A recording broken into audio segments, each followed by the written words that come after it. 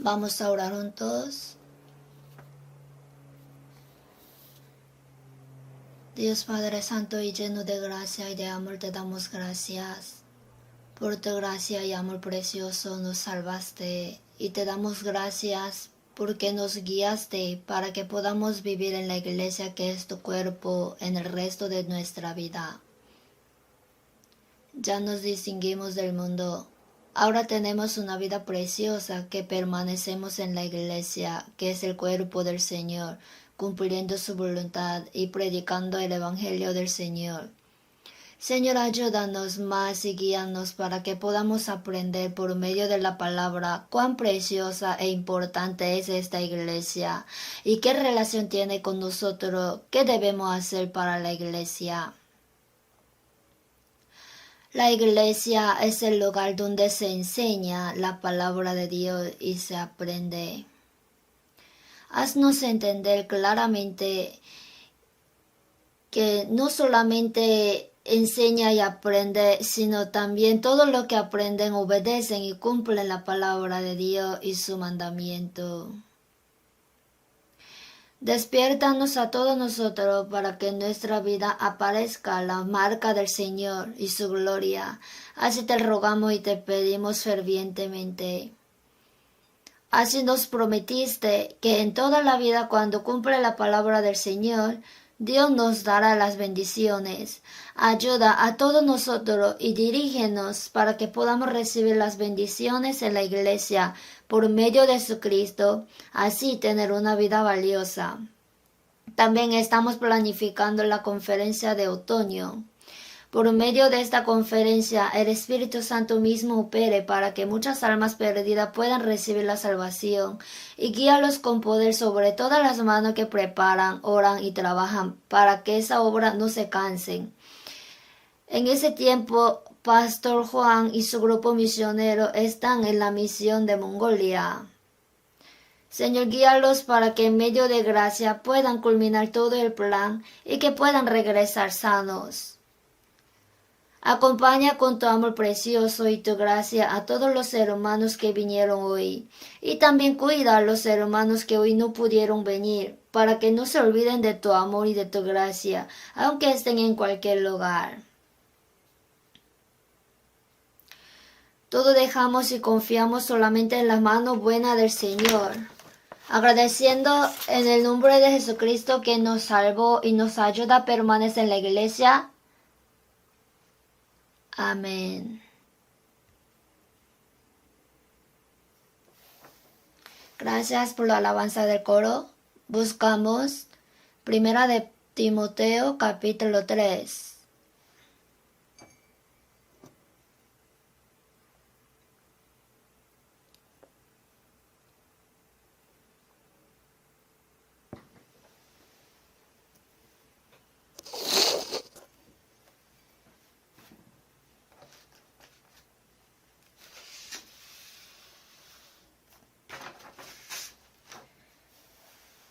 Primera de Timoteo capítulo 3, versículo 14 al 16. Si han buscado 3 versículos, leamos juntos. Esto te escribo, aunque tengo la esperanza de ir pronto a verte, para que si tardo sepas cómo debes conducirte en la casa de Dios, que es la iglesia del Dios viviente, columna y baluarte de la verdad. E indiscutiblemente grande es el misterio de la piedad. Dios fue manifestado en carne, justificado en el Espíritu, visto de los ángeles, predicado a los gentiles, creído en el mundo, recibido arriba en gloria.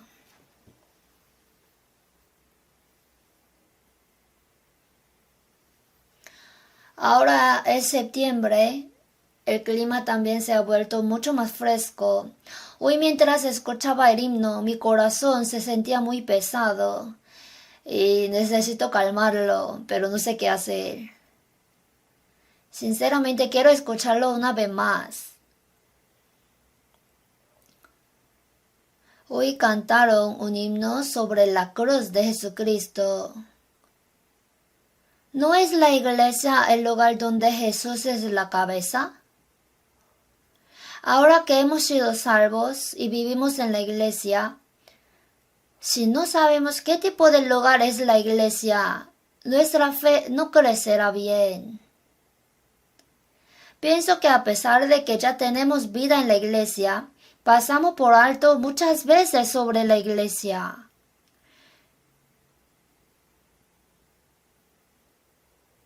Cuando encontramos las dificultades en la vida o cosas que no podemos hacer por nuestra fuerza, a veces recibimos ayuda de la iglesia. En ese momento entendemos cuán preciosa es la iglesia realmente. Así que hoy, en estos versículos, el apóstol Pablo escribió esta carta a Timoteo. Esto te escribo, aunque tengo la esperanza de ir pronto a verte, para que si tardo, sepas cómo debes conducirte en la casa de Dios, que es la iglesia del Dios viviente.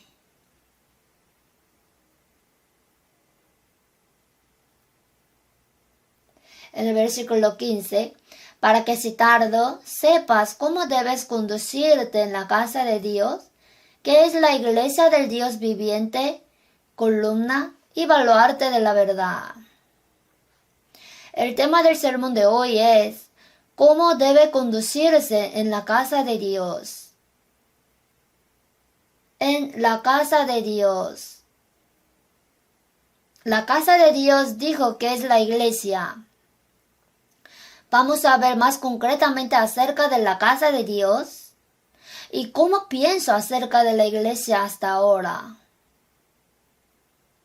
Y el tercero, cómo debemos conducirnos en la casa de Dios. Hablaré de estas tres partes hasta que el tiempo nos permita.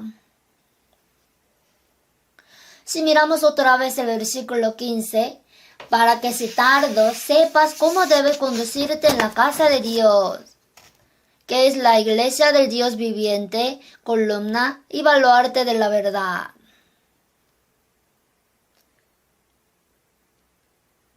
La iglesia del Dios viviente. La iglesia en el idioma original es eclesia, como ya la mayoría sabe.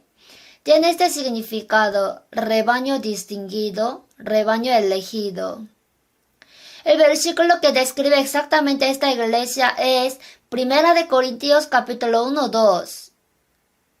Dijo: a la iglesia de Dios que está en Corinto, no es la iglesia de hombres, a los santificados en Cristo Jesús, llamados a ser santos. En Cristo Jesús han sido santificados. Con todos los que en cualquier lugar invocan el nombre de nuestro Señor Jesucristo, Señor de ellos y nuestro.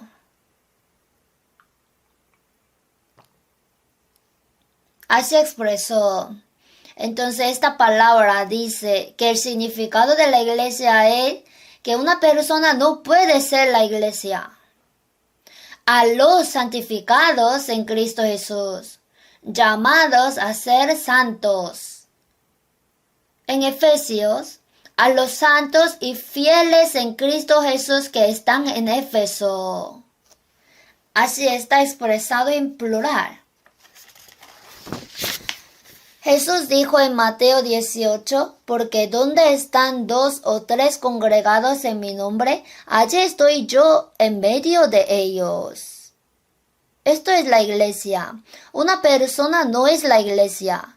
El lugar donde 2 o 3 personas invocan el nombre del Señor y están con el Señor se llama iglesia. Y el que es cabeza de la iglesia dijo que yo también estaré en medio de ellos. Jesús es la cabeza de la iglesia. Cuando Jesús estaba en esta tierra, antes de morir y resucitar, Él dijo en San Mateo 8:20, las zorras tienen guaridas y las aves del cielo nidos, mas el Hijo del Hombre no tiene dónde recostar su cabeza. La cabeza tiene que estar recostada en el cuerpo. Sin embargo, cuando Jesús estaba en el mundo vivo, el cuerpo de Jesús aún no se había formado. Entonces, después de que Jesús murió en la cruz y resucitó, el lugar donde se reúnen las personas que creen en la muerte y la resurrección de Jesús se llama la iglesia. Y la cabeza de la iglesia es Jesús. Ahora sabemos bien estas cosas. La iglesia así no puede ser creada ni formada por hombres, porque esta iglesia dice en la Biblia: ¿cuándo predestinó Dios a Cristo? En Hechos 3:20, y Él envió a Jesucristo, que os fue antes anunciado. Quien predestinó desde la creación del mundo envió a Cristo. Y Cristo es la cabeza de la iglesia, ¿verdad? Por lo tanto, podemos ver que la iglesia también fue predestinada antes de la creación. Según nos escogió en Él antes de la fundación del mundo, dijo en Efesios. Está hablando que la persona que fueron salvas en Cristo es la iglesia. La iglesia tal no puede ser construida por hombres. ¿Por qué? Porque desde antes de la creación del mundo, la iglesia existía en la voluntad y el plan de Dios. Entonces está muy mal si una persona dice que la iglesia es de alguien. La gente no puede crear ni formar una iglesia. La iglesia está formada únicamente por Dios Jesucristo. El apóstol Pedro respondió a Jesús así: tú eres el Cristo, el Hijo del Dios viviente. Cuando confesó así su fe, Jesús: sobre esta roca edificaré mi iglesia. ¿Quién fundó la iglesia? Jesús.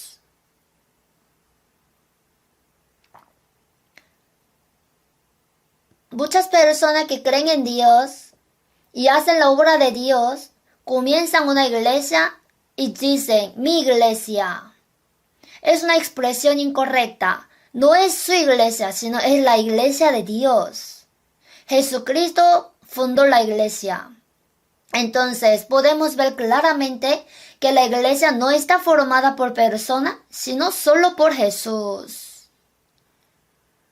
Ahora, esta iglesia tiene una forma, una estructura. Cuando miramos los edificios, tienen varias estructuras, ¿verdad? Esta iglesia también tiene una estructura. Cuando yo hablo así, mucha gente piensa en el edificio de la iglesia. No les dije que la iglesia no es un edificio, sino un rebaño distinguido y elegido del mundo. El edificio de la iglesia se refiere a la casa donde se reúne la iglesia. La estructura de la iglesia puede poseer muchas formas diferentes. La estructura del edificio de la iglesia puede ser buena o mala. Pero no solo el edificio de la iglesia tiene estructura, sino también que la iglesia tiene estructura. La estructura representativa de la iglesia son el cuerpo y la cabeza. Dijo, la iglesia es su cuerpo. Vamos a ver Efesios capítulo 1.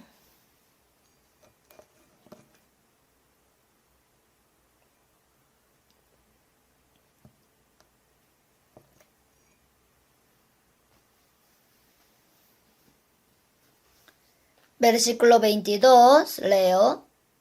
Y sometió todas las cosas bajo sus pies y lo dio por cabeza sobre todas las cosas a la iglesia, la cual es su cuerpo, plenitud de aquel que todo lo llena en todo.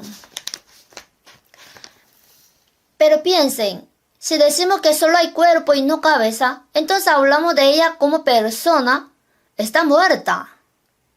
Así el cuerpo humano está compuesto con la cabeza y el cuerpo.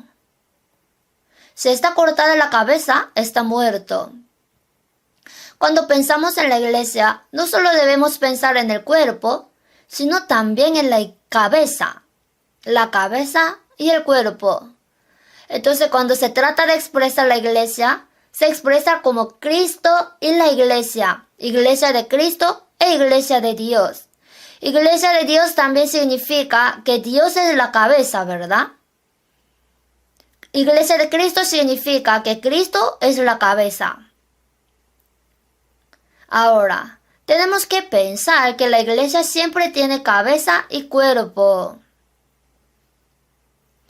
Y cuando pensamos en la iglesia, hay una cabeza. Cuando pensamos que tenemos cabeza, hay mucho que pensar. Lo que hace la cabeza es mover el cuerpo y hacerlo crecer. Nuestros cuerpos no crecen por sí solos, ¿verdad? Busquemos Colosenses.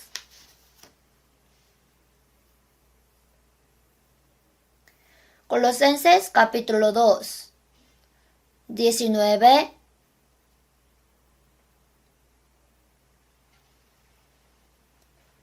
Leamos junto. Y no haciéndose de la cabeza, en virtud de quien todo el cuerpo, nutriéndose y uniéndose por las coyunturas y ligamentos, crece con el crecimiento que da Dios.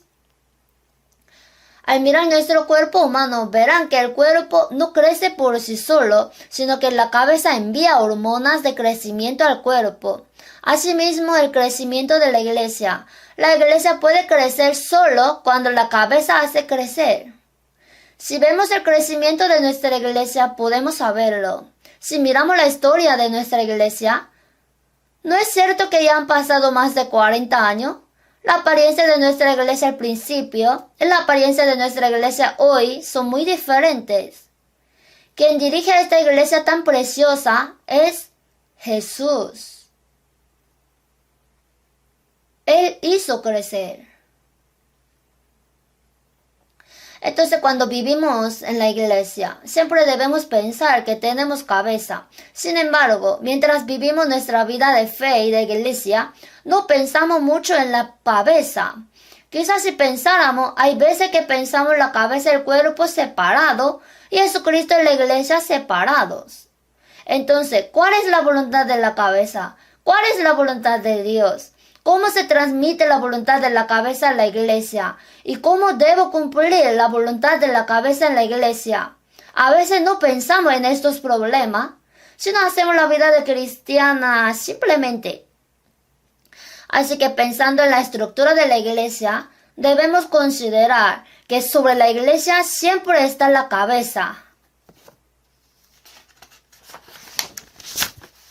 El Señor habló del matrimonio. Si vemos después de Efesios capítulo 5, 17, someteos unos a otros en el temor de Dios. A las esposas dijo, las casadas estén sujetas a sus propios maridos, y a los esposos, maridos, amad a vuestras mujeres, así como Cristo amó a la iglesia y se entregó a sí mismo por ella. Así que la orden dada al marido es amor y la orden dada a la esposa es obediencia. Mientras continuaba diciendo esta palabra, en el versículo 32, grande es este misterio, mas yo digo esto respecto de Cristo y de la iglesia. Hablando de la conducta entre el matrimonio, dijo, grande es este misterio. Mas yo digo esto respecto de Cristo y de la iglesia. El matrimonio se convirtió en uno, ¿verdad? Asimismo, Cristo, Jesús y nosotros, los cristianos, nos hemos sido uno. Por eso, cuando se habla de esta iglesia, la Biblia siempre habla de Cristo y la iglesia. Es necesario pensar en la iglesia, donde la cabeza es Jesús. ¿Y cómo será la posición de la iglesia? ¿Recuerdan que la iglesia tiene su posición? La posición de la iglesia sale en Efesios 1:22. Y sometió todas las cosas bajo sus pies, y lo dio por cabeza sobre todas las cosas a la iglesia. Sobre todas las cosas está la iglesia. ¿Y quién es la cabeza de la iglesia? Es Jesús. El significado de todas las cosas se refiere a todas las cosas creadas por Dios. Dentro de toda la creación está la tierra en la que vivimos. Entonces, si lo miramos en un sentido más amplio, sería el universo. Y lo que está sobre el universo es la iglesia. Así es la posición de la iglesia. Considerando que esta iglesia está en una posición tan alta, no podemos vivir fácilmente nuestras vidas en la iglesia como queramos. Algunas personas dicen fácilmente, ¿qué clase de iglesia es esta? ¿Por qué esta iglesia no tiene amor? Hablan descuidadamente de la iglesia. La iglesia no es un lugar donde la gente pueda hablar descuidadamente, porque es la iglesia de Dios, es porque Cristo es la cabeza. Pero es muy incorrecto describir la iglesia como esta iglesia. Si sabemos que el Señor y Dios existen como cabeza de la iglesia, debemos tener cuidado al expresarnos acerca de la iglesia, porque la iglesia está sobre todas las cosas. Ahora, la Biblia sigue hablando de la iglesia. En Efesios y en Colosenses, diciendo acerca de la iglesia y de Cristo, que es un misterio. Dios tiene misterio al leer la Biblia. El misterio de Dios, el misterio de la piedad y el misterio de la fe. Estos misterios de la piedad y de la fe, hoy vimos estas expresiones en 1 de Timoteo 2. El misterio de la piedad, el misterio de la fe y el misterio de Cristo. Todo indica a Cristo. Cuando se menciona un secreto en la Biblia, hay casos de que se refiere a algo que está escondido para que otro no lo sepa, pero en la mayoría de los casos no son así. El misterio de Dios. Vamos a ver Colosenses capítulo 2.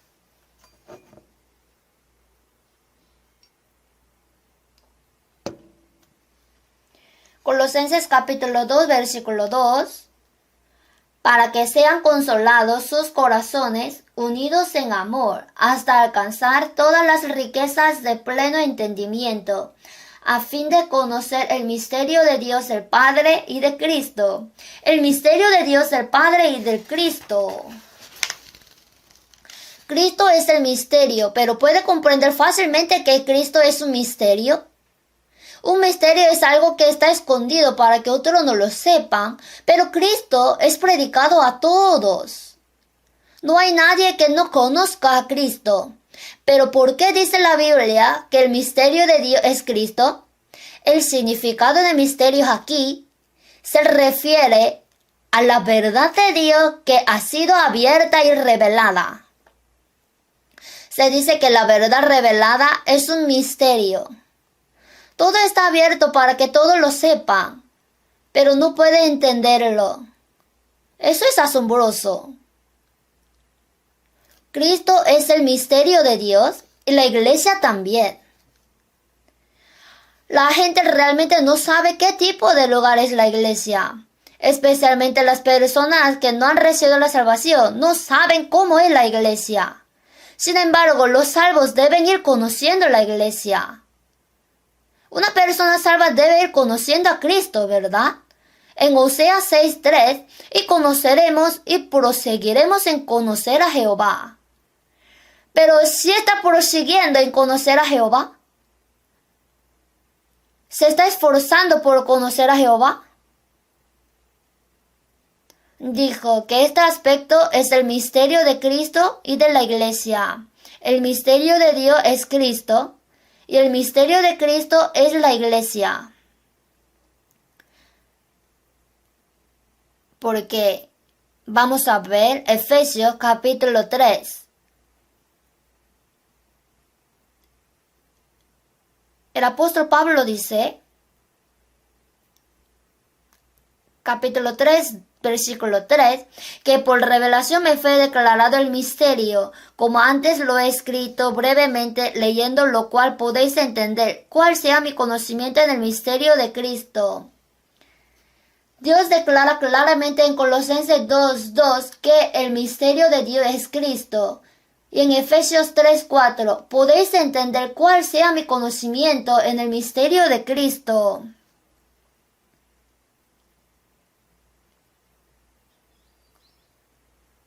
¿Leyendo cuál? Leyendo Efesios capítulo 1 y 2. Entonces, ¿de qué se trata Efesios capítulo 2? Hay seres que no pueden llegar a ser uno desde el punto de vista nacional. Hay personas que nunca pueden ser juntos, los judíos y los gentiles. Porque dijo así son los gentiles en Efesios 2, versículo 11. Por tanto, acordaos de que en otro tiempo vosotros, los gentiles en cuanto a la carne, erais llamados incircuncisión por la llamada circuncisión hecha con mano en la carne. En aquel tiempo estabais sin Cristo, alejados de la ciudadanía de Israel y ajenos a los pactos de la promesa, sin esperanza y sin Dios en el mundo. Pero ahora en Cristo Jesús, por medio de Jesucristo, vosotros que en otro tiempo estabais lejos, habéis sido hechos cercanos por la sangre de Cristo. Está diciendo que este es el misterio de Cristo. El misterio de Cristo es que dos no pueden ser uno y se han vuelto uno. Es la unión. Hermanos, mirémonos ahora. ¿Podrían mirar la cara de su izquierda y de su derecha?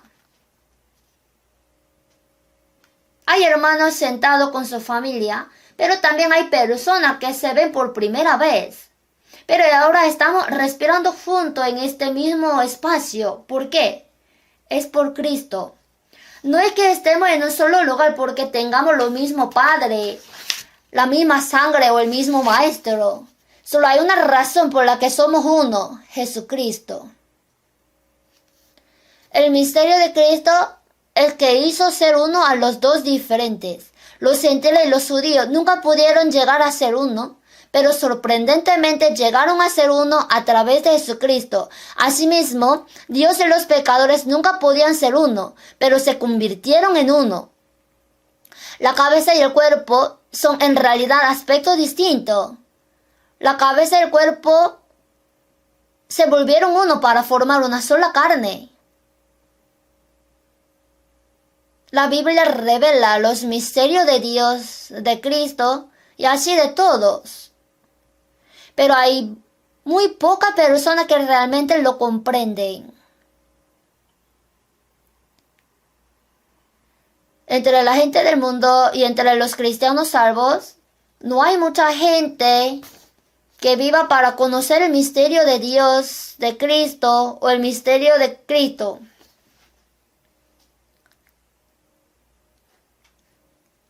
Simplemente piensan que si van a la iglesia los domingos o los miércoles, ya está haciendo bien la vida cristiana. No es así.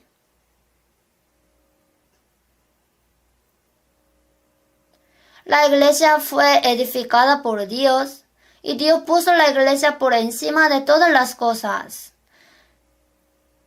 Y Dios abrió el misterio de Cristo, que es la iglesia, para que todos puedan conocer. Pero la gente no se da cuenta. La única clave para entender el misterio de Dios es la humildad. Cuando soy humilde, entiendo también a Cristo, el misterio de Dios. Y comprendo también el misterio de Cristo, la unidad, la iglesia. Hermoseará a los humildes con la salvación, dijo en Salmos. Si no es humilde, no puede ser salvo. La principal razón por la que las personas a las que predicamos no reciben la salvación es porque son orgullosos, porque son más soberbios que Dios. Por eso no son salvos. La razón por la que no podemos encender a Cristo ni a la iglesia después de ser salvos es porque somos arrogantes. Es porque mis pensamientos están más altos que los pensamientos de Dios. Solo a través de la humildad podemos comprender los misterios de Dios. La humildad es la clave para desbloquear los misterios de Dios. La iglesia así tiene poder asombroso. Mientras vivimos en la iglesia, hay muchos casos cuando Dios nos responde de manera mucho más sorprendente de lo que esperábamos. Damos muchas oraciones a Dios, sin embargo a veces nos quejamos y nos molesta que no han sido contestadas. Sin embargo, cuando pasa el tiempo y recordamos lo que oramos, podemos darnos cuenta de que Dios nos ha respondido. Esto es poder de la iglesia. Vamos a ver Efesios 3.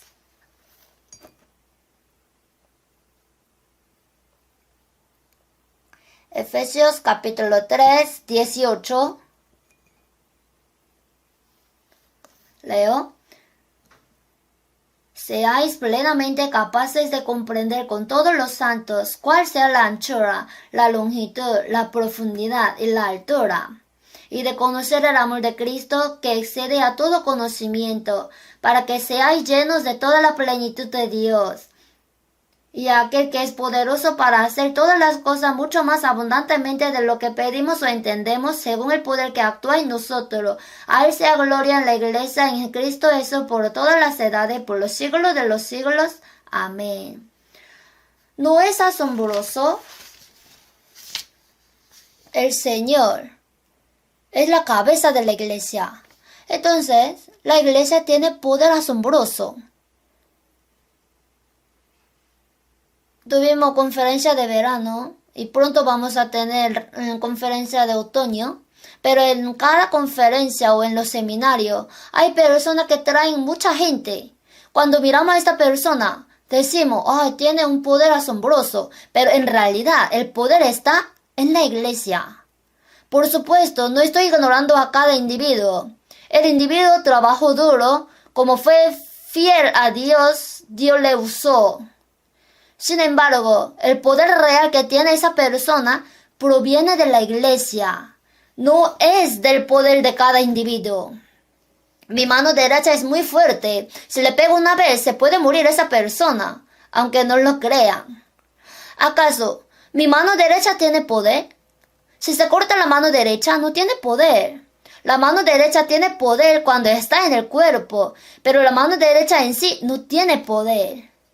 En 1 Corintios 12, 27, vosotros pues sois el cuerpo de Cristo y miembros cada uno en particular. Jesús es la vid y nosotros somos los pámpanos. Si los pámpanos permanecen en la vid, naturalmente llevan fruto. No debe confundirse. ¿Dónde está todo ese poder? En la iglesia. Es necesario que pensemos en este aspecto de la iglesia. Dios puso esta iglesia sobre todas las cosas. Él la ha puesto sobre todas las cosas y ha hecho que todas las cosas puedan ser llenas a través de esta iglesia, la cual es su cuerpo, la plenitud de aquel que todo lo llena en todo. ¿Quién? Jesucristo.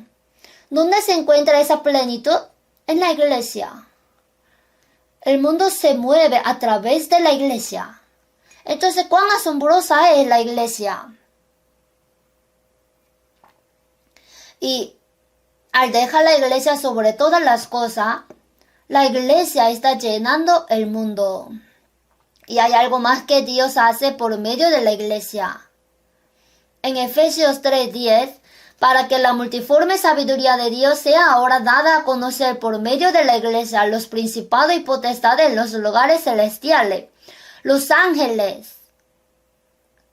A través de la iglesia está enseñando a los ángeles la multiforme sabiduría de Dios. ¿Quién hace este papel? La iglesia. Nos parece que son excelentes los ángeles, ¿verdad? Sí, son grandiosos. Los ángeles son más excelentes que nosotros, que ahora tenemos cuerpo y aspecto del pecado.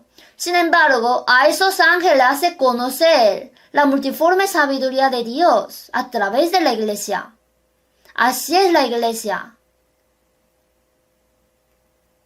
¿Cuál es lo fundamental de la multiforme sabiduría de Dios?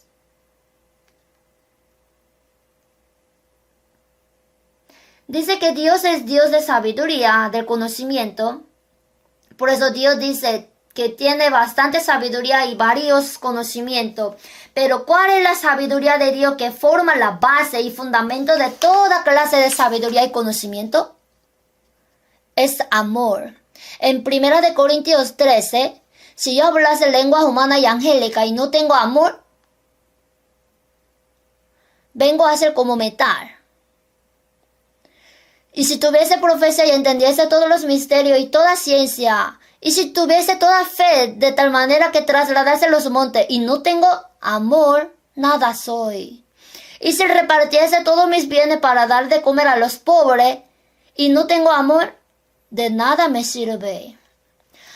Por medio de la iglesia, Dios está haciendo que los ángeles conozcan la multiforme sabiduría de Dios. Es sorprendente.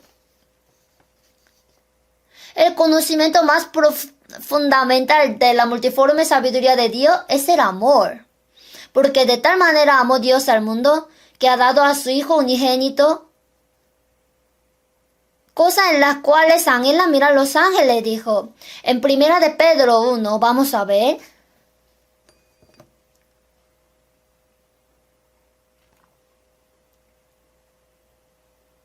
Primera de Pedro, capítulo 1:10. Los profetas que profetizaron de la gracia destinada a vosotros inquirieron y diligentemente indagaron acerca de esta salvación, escudriñando qué persona y qué tiempo indicaba el Espíritu de Cristo que estaba en ellos, el cual anunciaba de antemano los sufrimientos de Cristo y las glorias que vendrían tras ellos. A esto se le reveló que no para sí mismos, sino para nosotros, administraban las cosas que ahora os son anunciadas por lo que os han predicado el Evangelio por el Espíritu Santo enviado del cielo, cosas en las cuales anhelan mirar los ángeles. Lo que a los ángeles parece extraño es cómo Dios pudo entregar a su propio Hijo hasta la muerte por pecadores como gusanos. ¿No es así? Dios se refiere a todos los que viven en pecado como gusanos en Job 25:6. ¿Cómo pudo Dios entregar a su Hijo propio a la muerte por la vida de un gusano? Esto es algo que los ángeles también quieren investigar. A través de la iglesia, Dios está haciendo conocer a los ángeles la multiforme sabiduría de Dios. Y otro aspecto de la iglesia es que Dios por medio de la iglesia unifica todo. Este mundo fue creado originalmente como uno por Dios. Sin embargo, cuando los hombres pecaron, este mundo empezó a dividirse. Cuando pecó, Dios y el hombre se separaron. Cuando pecamos, de ley nos separamos de Dios. Por eso el mundo entero sigue dividiendo. Si miramos el aspecto del fin del siglo, siguen dividiendo. Cuando miramos a los políticos, vemos que continúan dividiendo a la gente para su propio beneficio. Dividiendo entre hombres y mujeres, dividiendo entre adultos y niños, dividiendo a los que han aprendido a los que no. Sin embargo, Dios unifica al mundo dividido por el pecado humano por medio de Cristo, a través de la iglesia. Efesios, vamos a ver.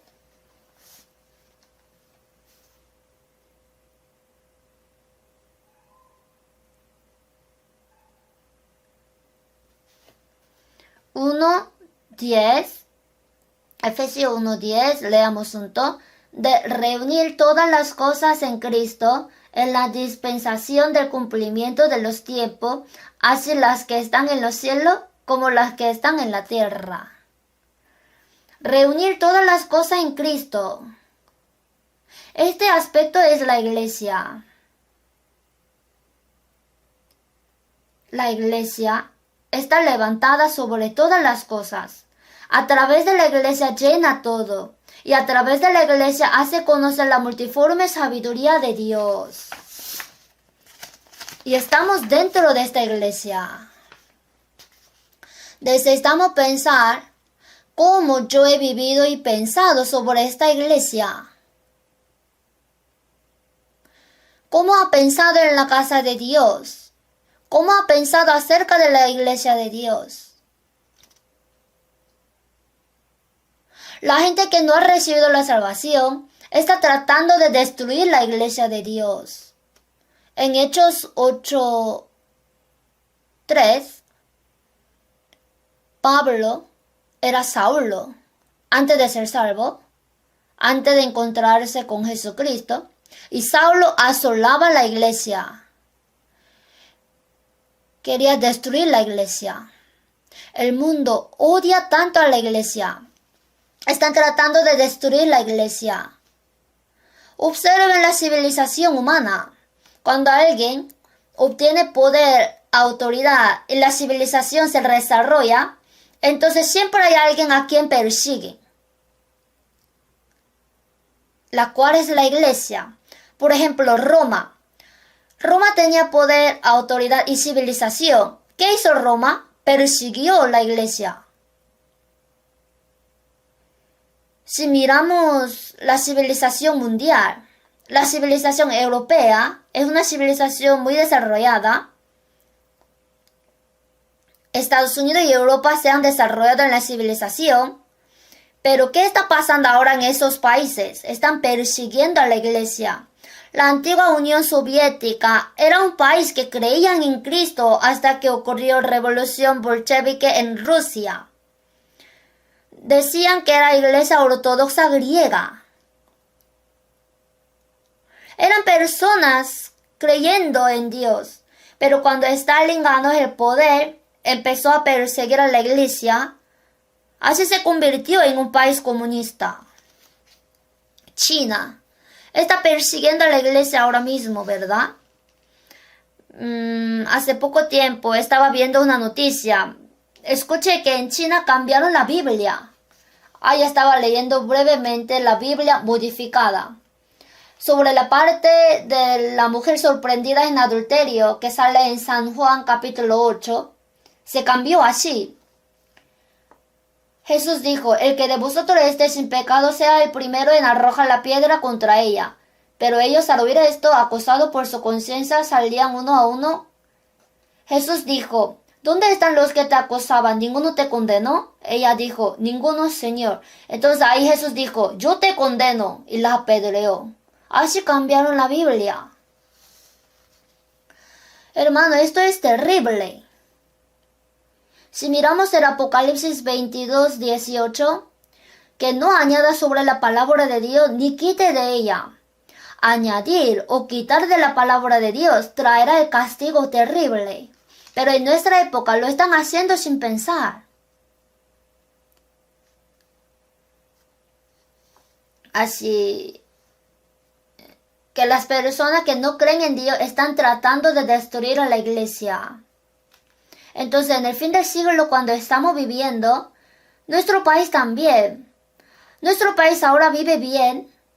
El representativo de la fuerza y las capacidades humanas que están creando muchas civilizaciones. En nuestro país, la iglesia está siendo perseguida poco a poco. Jesús dijo en 1 de Juan 3:13, hermanos míos, no os extrañéis si el mundo os aborrece. En San Juan 15, si el mundo os aborrece, sabed que a mí me ha aborrecido antes que a vosotros. Si fuerais del mundo, el mundo amaría lo suyo. Pero porque no sois del mundo, antes yo os elegí del mundo, por eso el mundo os aborrece. ¿Por qué el mundo odia a la iglesia y a Jesús? En San Juan 7:7, no puede el mundo aborreceros a vosotros, mas a mí me aborrece, porque yo testifico de él que sus obras son malas. Jesús dijo que el mundo es malo. De verdad, el mundo es malo. Por eso el mundo odia a Jesús. Y les toca aborrecer a los que creen en Jesús, a los que fueron elegidos por Dios. Bienaventurados los que padecen persecución por causa de la justicia, porque de ellos es el reino de los cielos. Bienaventurados sois cuando por mi causa os vituperen y os persigan, y digan toda clase de mal contra vosotros mintiendo. Gozaos y alegraos, porque vuestro galardón es grande en los cielos, porque así persiguieron a los profetas que fueron antes de vosotros. Si seguimos al Señor, el mundo va a odiar a los que siguen al Señor, a la iglesia. Es natural. Es porque las personas que no creen en la iglesia quieren destruirla. Entonces, los incrédulos están persiguiendo a la iglesia, tratando de destruirla y se burlan de la iglesia. Y los cristianos que fueron salvos, ¿cómo tratan a la iglesia? ¿Qué piensan realmente de la iglesia? Sorprendentemente, para tomar prestada una expresión de la Biblia, menospreciamos a la iglesia. ¿Cree que es una exageración? En 1 Corintios, capítulo 11,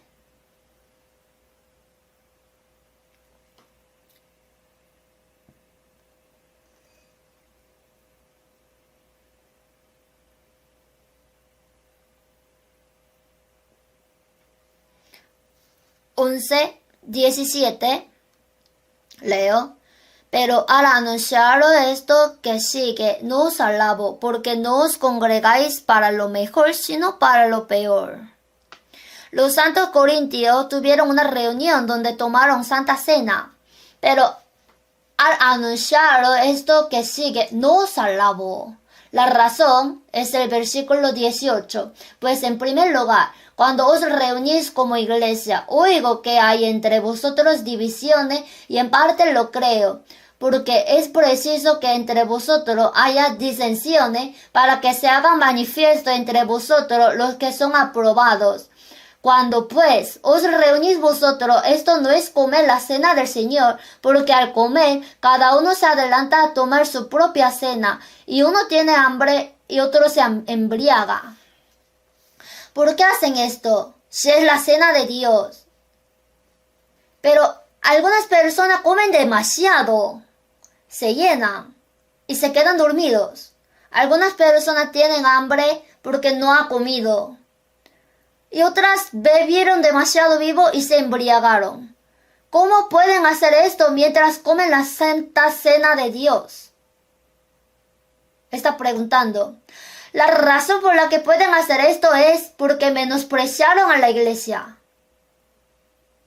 El versículo 22 leo: Pues ¿qué? ¿No tenéis casas en que comáis y bebáis? ¿O menospreciáis la iglesia de Dios y avergonzáis a los que no tienen nada?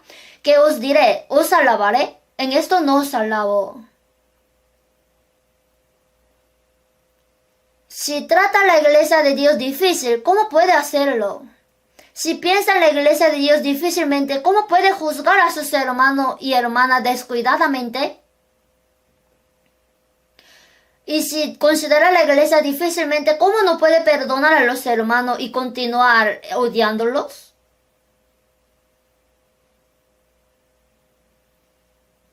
Hermanos, hay momentos cuando le digo mala palabra a mi hijo fuerte. Digo, tú ladrón. Es cuando se olvida de dar el diezmo. En Malaquías dijo, ¿en qué te hemos robado? En vuestro diezmo y ofrendas. ¿Cómo robas a Dios? Es imposible robarle al presidente. Entonces, ¿cómo se le puede robar a Dios? Pero está robando. ¿Por qué? Porque menosprecia a la iglesia. ¿Quién es la cabeza de la iglesia? El Señor. Menospreciar la iglesia es menospreciar al Señor.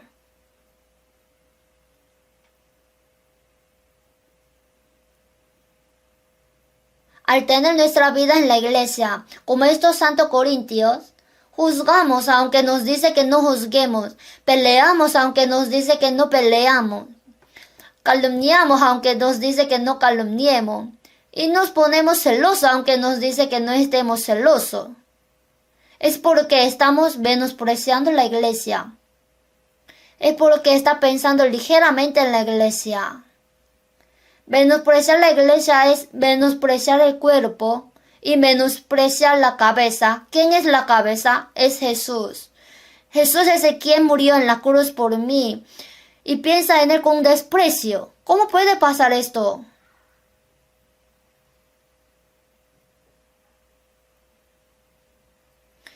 Cuando se trata de pensar en la iglesia, debe pensar como el fundamento de mi vida.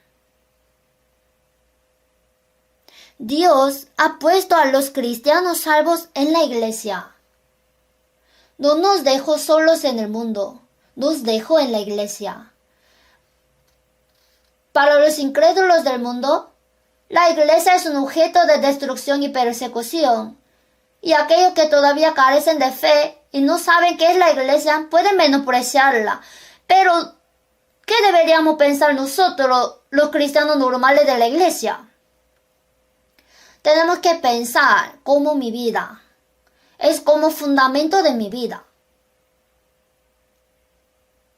Donde comienza la vida cristiana es la iglesia. Si vemos Salmos 8, 3, 4, cuando veo tu cielo, obra de tus dedos, la luna y las estrellas que tú formaste, digo, ¿qué es el hombre para que tengas de él memoria? ¿Y el hijo del hombre para que lo visites?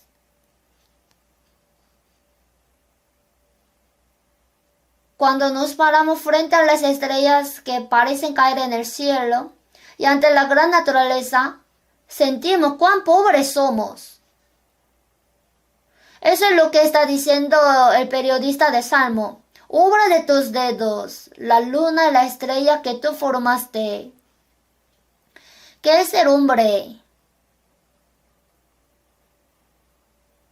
Mirando lo que Dios ha hecho, me doy cuenta de que mi vida no es gran cosa.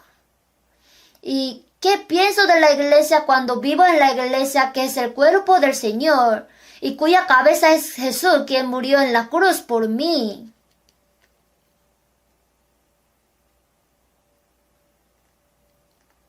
Por lo menos una vez deberíamos pensar. ¿Qué pienso de la iglesia? ¿Y cómo he vivido hasta ahora? Si cree la vida de iglesia es demasiado fácil, demasiado liviana, y que simplemente va a la iglesia los domingos, los miércoles, y ve a las reuniones siempre cuando hay reuniones, ¿no estaría pensando demasiado fácilmente en la vida de la iglesia? La iglesia tiene a Jesús por cabeza. Como les dije al principio, no se olvide de que tenemos cabeza. El Señor está en la iglesia. El Señor es la cabeza. ¿Cómo debo vivir y pensar en esta iglesia?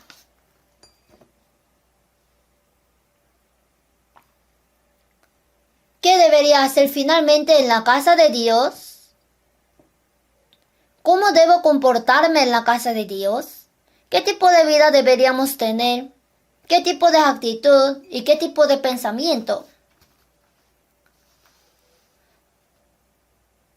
Lo primero que debemos hacer en la casa de Dios es recordar que tenemos cabeza y vivimos según su voluntad.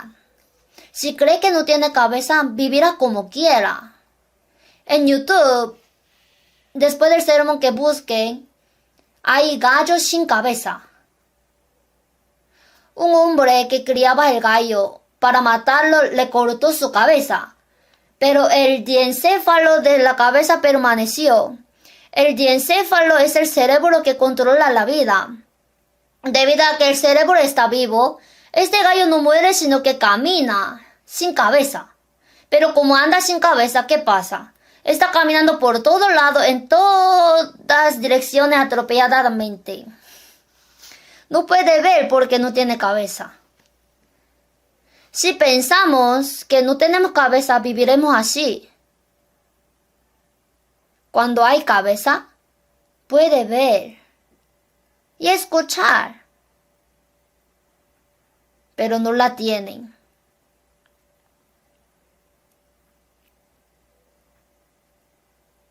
La palabra de Jueces, capítulo 19, 20, 21, 22, quiere decir que el levita que estaba ofreciendo un sacrificio a Dios tomó una concubina. Pero los benjamitas que vivieron en Gabá toda la noche abusaron de ella y finalmente la mataron. Entonces él se enojó, cortó a la concubina muerta en 12 pedazos y los envió a cada tribu. Al recibir el cadáver de la concubina, las tribus de Israel dijeron: ¿cómo pudo suceder esto entre los israelitas? Y se enteraron de que la tribu de Benjamín había hecho esto. Entonces las tribus de Israel decidieron hacer la guerra. Ahí la tribu de Benjamín casi desapareció. ¿Y cómo termina la Biblia? En estos días no había rey en Israel, cada uno hacía lo que bien le parecía. ¿Qué quiere decir? Que no había cabeza. Actuaron sin ver nada. Sin cabeza no puede ver nada, no puede oír nada. Y todo lo que piensa es correcto. Así son los últimos tiempos en los que vivimos. En esos días no había rey. Nuestra época no tiene criterio. El rey es un aspecto de criterio. Desapareció el criterio. Hacen lo que bien le parezca. Habla todo lo que quiere hacer. Hace todo lo que quiere hacer. Entonces fácilmente los hombres se convierten en mujeres y las mujeres en hombres. Indicando hombre dice que es mujer. Hacen según su manera. No hay ninguna manera para controlar. Sin embargo, en la casa de Dios, vivir según la voluntad de la cabeza es lo más fundamental que se puede hacer en la casa de Dios. Saber cuál es la voluntad de la cabeza. ¿Qué quiere la cabeza? ¿Qué requiere el Señor de mí? Tengo que pensar en esto y vivir, ¿verdad? ¿Cómo han estado viviendo en la iglesia? ¿Cuál es la voluntad de la cabeza de la iglesia? ¿Cuál es la verdadera voluntad del Señor para nuestra iglesia? ¿Cuál es el propósito? ¿Realmente ha pensado profundamente en esto y orado por ello? Ya tenemos que vivir de esta manera.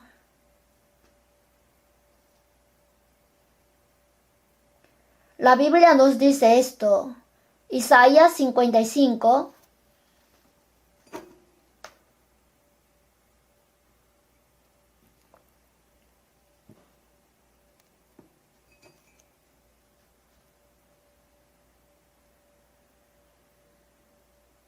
Isaías capítulo 55, 8, 9. Leo. Porque mis pensamientos no son vuestros pensamientos, ni vuestro camino mis caminos, dijo Jehová. Como son más altos los cielos que la tierra, así son mis caminos más altos que vuestros caminos, y mis pensamientos más que vuestros pensamientos. Nuestros pensamientos y los del Señor son diferentes. El cuerpo no tiene pensamiento. El cuerpo hace lo que la cabeza le manda. Pero nosotros, los miembros del cuerpo, tenemos nuestros propios pensamientos. Por eso el Señor nos dice que no confiemos en nuestros pensamientos, que dejémoslo. El versículo 7, leamos junto. Deje el impío su camino, y el hombre inicuo sus pensamientos, y vuélvase a Jehová, el cual tendrá de él misericordia, y al Dios nuestro, el cual será amplio en perdonar. Quiere que dejemos nuestros pensamientos. ¿Qué significa dejar? Significa someter mis pensamientos a la voluntad de Dios, porque mis pensamientos no son perfectos ni seguros. ¿Cuál es el contenido de Proverbios 3, 5 al 7? Fíate de Jehová de todo tu corazón y no te apoyes de tu propia prudencia. Reconócelo en todos tus caminos, porque nuestros pensamientos, nuestros planes, nuestro conocimiento no son perfectos. Por eso debemos seguir la voluntad de la cabeza perfecta. Si pensamos en términos de cabeza y cuerpo, es lo mismo que pensar con un cuerpo que no puede pensar. El cuerpo no sabe pensar. Lo único que puede hacer es mover la cabeza como le indica. Sin embargo, si el cuerpo sigue haciendo lo que quiere, pensando que puede hacerlo, es lo mismo que el cuerpo moviéndose sin cabeza. Eso es necedad. Así que primero, reconocer al Señor, confiar en el Señor. Mas busca primeramente el reino de Dios y su justicia, y todas estas cosas os serán añadidas.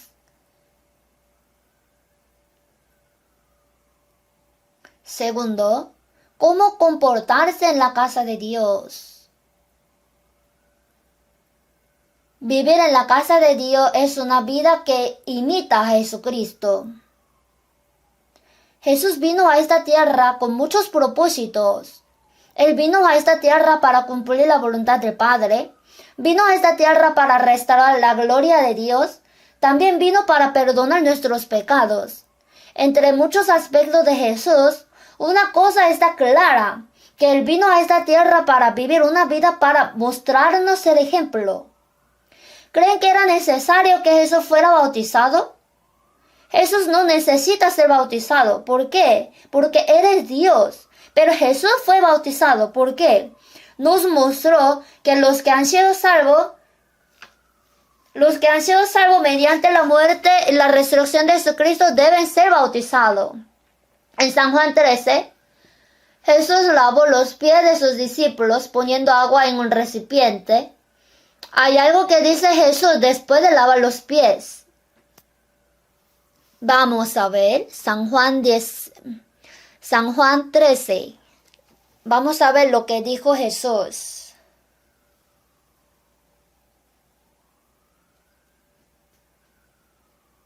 San Juan 13, 12. Leo. Así que después que les hubo lavado los pies, tomó su manto, volvió a la mesa y les dijo, ¿sabéis lo que os he hecho? Vosotros me llamáis maestro y señor, decís bien porque lo soy. Pues si soy el señor y el maestro, he lavado vuestros pies, vosotros también debéis lavaros los pies los unos a los otros. El 15 leamos junto. Porque ejemplo os he dado para que como yo os he hecho, vosotros también hagáis. Lo que Jesús dijo después de lavar los pies. ¿Sabéis lo que os he hecho? Porque ejemplo os he dado. Para que como yo os he hecho, vosotros también hagáis. Entonces, la vida de la iglesia es vivir como hizo Jesús.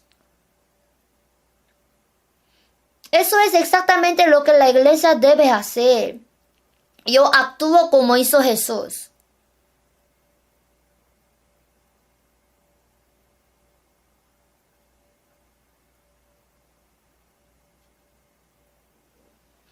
Cuando leemos Deuteronomio, descubrimos algo sorprendente. La letra Shin de Deuteronomio significa abrir. Abrió los mandamientos de Dios en detalle. Sin embargo, si leemos atentamente Deuteronomio, va a ver que se repite, guarda, haz. Así fue escrito por Moisés. Vamos a ver Deuteronomio capítulo 1.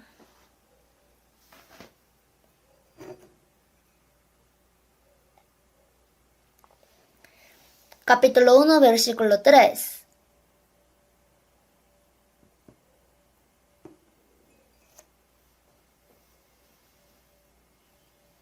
Leo. Y aconteció que a los 40 años en el mes 11, o sea, solo quedan 2 meses para terminar la vida en el desierto. Al final de 40 años en el desierto, y aconteció que a los 40 años en el mes 11, el primero del mes, Moisés habló a los hijos de Israel conforme a todas las cosas que Jehová le había mandado acerca de ellos. Moisés hizo saber todo. En continuación, desde el capítulo 4, abre el contenido de Deuteronomio, o sea, los mandamientos. 4.1.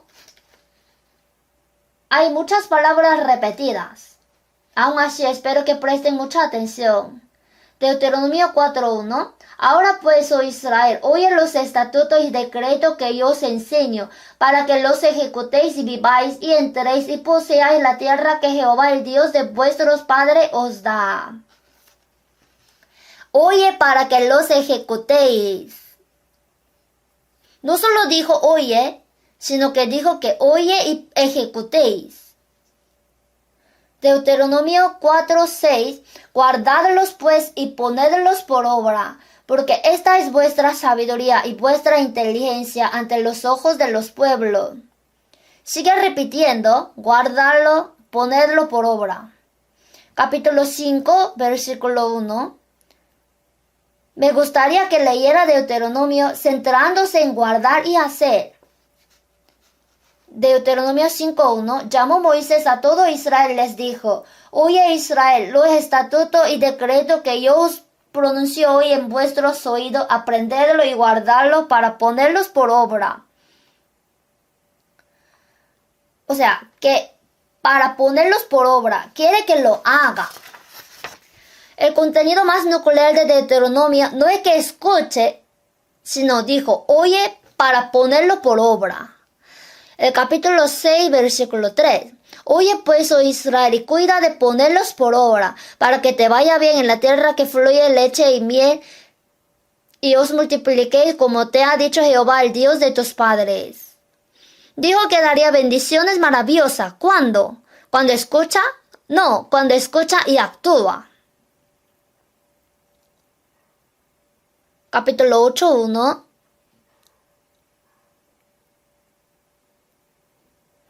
Cuidaréis de poner por obra todo mandamiento que yo os ordeno hoy, para que viváis y seáis multiplicados, y entréis y poseáis la tierra que Jehová prometió con juramento a vuestros padres. Cuidaréis de por obra. Sorprendentemente existen muchas palabras similares. El versículo que conocemos bien, Deuteronomio 17:19, lo tendrá consigo y leerá en él todos los días de su vida, para que aprenda a temer a Jehová su Dios, para guardar todas las palabras de esta ley y estos estatutos, para ponerlos por obra. El contenido de Deuteronomio no es para que oiga, sino que lo haga. Miremos Deuteronomio capítulo 28. Dios dijo que bendecirá a los israelitas si obedecen y los maldecirá si desobedecen. El capítulo 28 comienza así. Acontecerá que si oyeres atentamente la voz de Jehová tu Dios para guardar y poner por obra todos los mandamientos que yo te prescribo hoy. Es condición, ¿no? 9. Cuando guardares los mandamientos de Jehová tu Dios y anduvieres en sus caminos. 13. Te pondrá Jehová por cabeza y no por cola, y estarás encima solamente y no estarás debajo, si obedecieres los mandamientos de Jehová tu Dios, que yo te ordeno hoy para que los guardes y cumplas. Se sigue repitiendo, oye y haz, escucha y guarda. Los versículos 29 y 30 son los mismos. Siguen hablando que oiga y que haga. La persona que dice esto fue Moisés. Entonces Dios le dijo a Moisés que hiciera una canción para que los israelitas escucharan e hicieran, porque sabía que ellos no escucharían ni harían. Una vez terminada la canción y escrito su contenido, la Biblia dice... Vamos a buscar Deuteronomio capítulo 32. Deuteronomio capítulo 32 se llama también Cántico de Moisés. Versículo 44. Vino Moisés y recitó todas las palabras de este cántico a oídos del pueblo, él y Josué hijo de Nun. Y acabó Moisés de recitar todas estas palabras a todo Israel. Y les dijo, aplicad vuestro corazón a todas las palabras que yo os testifico hoy, para que las mandéis a vuestros hijos, a fin de que cuiden de cumplir todas las palabras de esta ley. El núcleo de Deuteronomio es que observen y cumplan. Significa que oiga y haga. ¿Cómo vivimos después de oír? Hemos terminado con escuchar. Hay que escuchar y actuar. Si escucháramos y actuáramos según la palabra de Dios, entre nosotros nadie juzgaría, pelearía. No habría celo.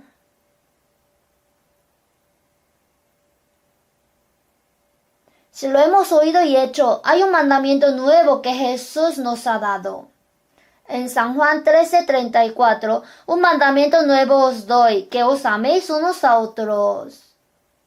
Si hemos escuchado la palabra y la hemos guardado, verdaderamente tenemos amor.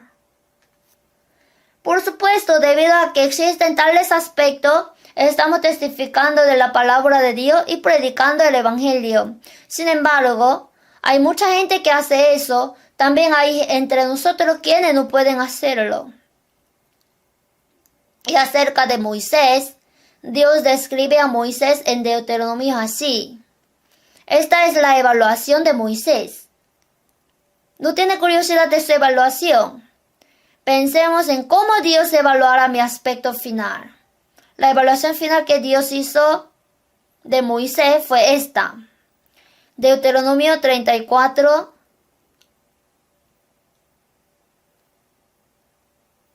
12. Y en el gran poder y en los hechos grandiosos y terribles que Moisés hizo a la vista de todo Israel. Dios evaluó a Moisés de esta manera. Moisés enseñó muchas veces la palabra de Dios. Sin embargo, la evaluación final de Moisés es que Moisés hizo a la vista de todo Israel. Ojalá pudiéramos ser evaluados de esta manera por Dios. ¿Cómo conducirse en la casa del Señor? ¿Qué debe hacer? Realmente tiene que hacer. En Filipenses 4:9, lo que aprendisteis y recibisteis y oísteis y visteis en mí, esto haced. Este será bienaventurado en lo que hace. Mas el que mira atentamente en la perfecta ley, la de la libertad, y persevera en ella, no siendo oidor olvidadizo, sino hacedor de la obra, este será bienaventurado en lo que hace. El que oye e hizo. Al final, ¿cómo debemos portarnos en la casa del Señor? En 1 de Timoteo capítulo 3, esto te escribo para que sepas cómo debes conducirte en la casa de Dios. Y luego habla en el capítulo 4, 5 y 6. El contenido nuclear del capítulo 5, 6 es que no caiga en la fe hasta el final. Para no tropezar, no discuta, porque el ejercicio corporal para poco es provechoso, pero la piedad para todo aprovecha. Pero gran ganancia es la piedad acompañada de contentamiento. La razón por la que dijo estas palabras era para que no tropiece. Lo más importante de lo que hacemos en la casa de Jehová es seguirlo hasta el final y encontrarlo. Al final tiene que encontrarse con el Señor. No debe rendirse a mitad de camino. Pero terminaremos después de leer un versículo. Hebreos capítulo 3, versículo 14.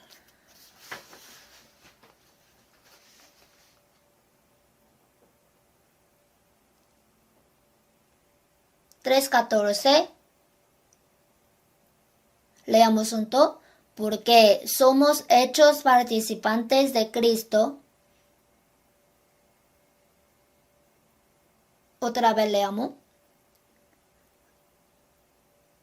Porque somos hechos participantes de Cristo, con tal que retengamos firme hasta el fin nuestra confianza del principio. Somos hechos participantes de Cristo.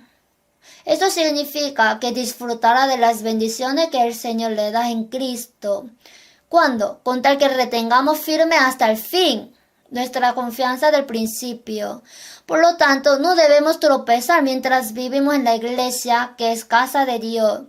Para evitar de tropezar, Dios nos enseñó la parábola de la vid, el mesón de San Lucas 10, y en 1 del Reyes 3 también nos enseñó a través de la escena del juicio, cuando un niño fue interrogado de quién era y quién era la madre verdadera. Al aprender todas estas cosas, debemos permanecer unidos en el cuerpo del Señor, que es la iglesia, hasta el fin.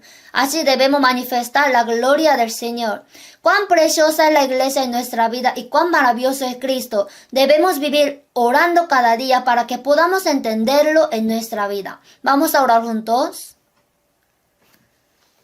Dios, de verdad te damos gracias por tu gracia preciosa y amor, por tu sacrificio precioso, por el amor valioso. Nos salvaste por medio de la muerte y ahora nos has puesto en la iglesia, que es tu cuerpo. En la iglesia el Señor es la cabeza. Ayúdanos siempre para que podamos vivir obedeciendo la voluntad de la cabeza, y te confiamos que nos guíe para que podamos someter nuestra voluntad a la de cabeza, siendo humildes. En la conferencia de otoño también acompáñanos y ayúdanos en medio de tu gracia. El tiempo que nos queda solamente en la mano santa del Señor confiamos y pedimos. Agradeciendo en el nombre de Jesús, que nos ama, hemos orado. Amén.